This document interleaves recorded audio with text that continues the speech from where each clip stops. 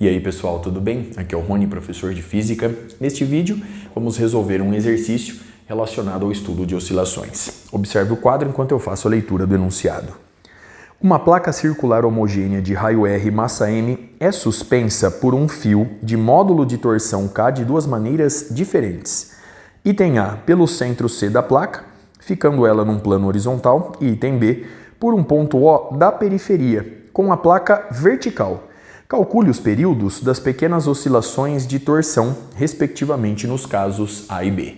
Para resolver o exercício, eu vou começar calculando o momento de inércia dessa placa circular com distribuição homogênea de massa em cada situação, pois o período das pequenas oscilações depende do momento de inércia. Sendo assim, eu vou começar definindo, para resolver o item A densidade superficial sigma de massa.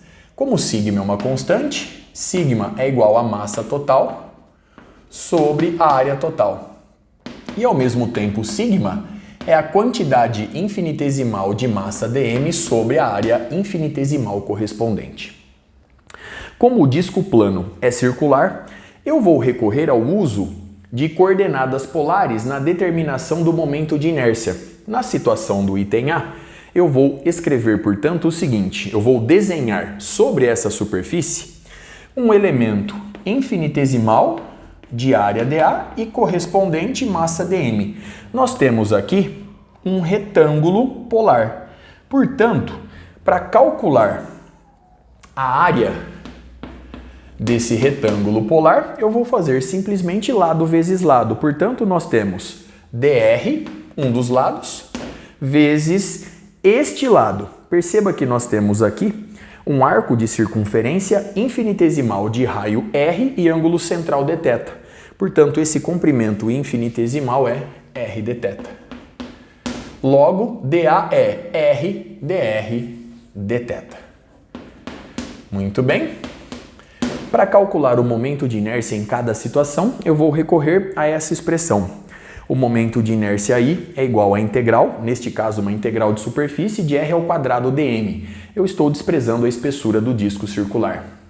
Logo, o momento de inércia I é igual. Nós temos a integral de superfície de r ao quadrado dm. Perceba que dm é sigma dA. Portanto, nós temos sigma r dr dθ. Inserindo agora os limites de integração. Então, nós temos sigma, que multiplica a integral na variável θ, vai de 0 a 2π, vou dar uma volta completa, e a integral na variável r, então aqui nós temos a integral de r ao cubo em relação a rzinho, vai de 0 até o raio do disco. Muito bem, logo, o momento de inércia I é igual a sigma vezes, pelo teorema fundamental do cálculo, a gente obtém 2π. Aqui a gente obtém pela regra do expoente r a quarta sobre 4, de 0 a rzão. Então, r a quarta sobre 4. Muito bem.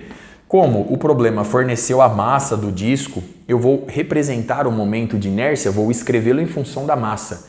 Perceba que sigma é a massa total sobre a área total. A área total é π vezes o raio ao quadrado, vezes 2π, vezes r a quarta sobre 4. Eu vou simplificar aqui o π, vou simplificar também o r ao quadrado e vou simplificar o número 2. Consequentemente, o momento de inércia I na situação do item A fica dado por, então nós temos 1 sobre 2 vezes m vezes r elevado ao quadrado. Muito bem, então aqui nós temos um momento de inércia na situação do item A.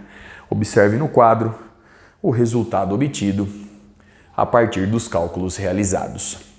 Vamos agora determinar o momento de inércia do disco na situação do item B. Para fazer isso, eu vou recorrer a uma expressão de forma mais direta. Vamos admitir, portanto, que o eixo Z esteja furando perpendicularmente o plano do disco passando pelo ponto C. Eu vou admitir que esse eixo, que coincide com o eixo de rotação do disco, seja o eixo Y. Portanto, eu vou imaginar aqui a presença do eixo X. Portanto, nós temos o eixo X, o eixo Y e o eixo Z. O momento de inércia IZ, ele é dado por IX mais IY. Por simetria, o momento de inércia em relação ao eixo Y é igual ao momento de inércia em relação ao eixo X. Portanto, IZ é 2 vezes o momento de inércia em relação ao eixo Y. O momento de inércia em relação ao eixo Z é o momento de inércia do item A.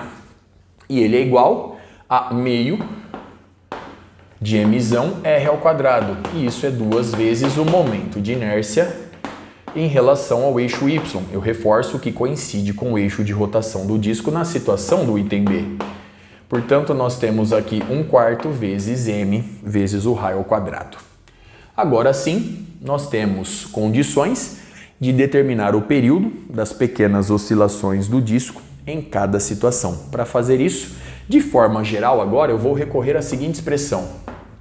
O torque restaurador, ele é dado por menos K vezes o deslocamento angular, que eu vou representar por θ.